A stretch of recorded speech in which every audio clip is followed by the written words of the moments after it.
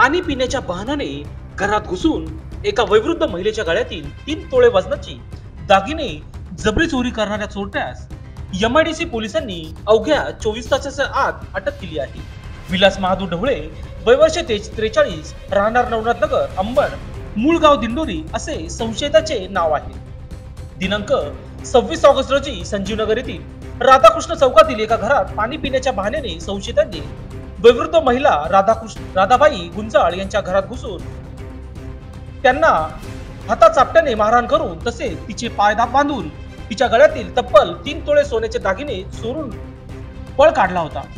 या प्रकरणी वयोवृद्ध महिलेचा सुनबाई प्रगती प्रकाश गुंजाळ त्यांनी अंबड पोलीस ठाण्यात अज्ञात चोरट्याविरुद्ध जबरी चोरीचा गुन्हा दाखल केला होता। या चोरीचा गुन्ह्याचा तपास वरिष्ठ पोलीस निरीक्षक मनोहर कारंडे यांच्या मार्गदर्शनाखाली सुरू असताना गुन्हे शोध पथकाचे पोलीस उपनिरीक्षक पाटील व त्यांच्या पथकाने संपूर्ण परिसरात सीसीटीव्ही तपासून चोरी करणाऱ्या संशयिताला 24 तासाच्या आत अटक करून जेरबंद केले आहे। तसेच त्याला खाक्या दाखवल्या असता त्याने चोरी केलेला संपूर्ण मुद्देमाल पोलिसांनी जप्त केला आहे। या प्रकरणी संशयिताला न्यायालयात हजर केले असता न्यायालयाने 3 दिवसाची पोलीस कोठडी सुनावली आहे।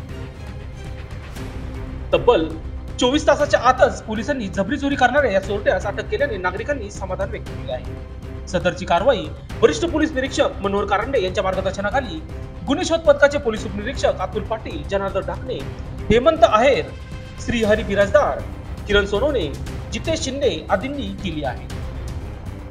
संजीवनगर परिसरातील 25हून अधिक सीसीटीव्ही तपासणी पोलिसांनी तांत्रिक विश्लेषण वापरून संजीवनगर व आजूबाजूच्या परिसरातील 25 अधिक सीसीटीव्ही फुटेजची तपासणी केली। यावेळी संजयच्या हालचाली लक्षात आल्यानंतर त्या आधारे पोलिसांनी 24 तासाच्या आत त्याला ताब्यात घेतले आहे। लोकशास्त्र न्यूज साठी बंटी आढाव, नाशिक।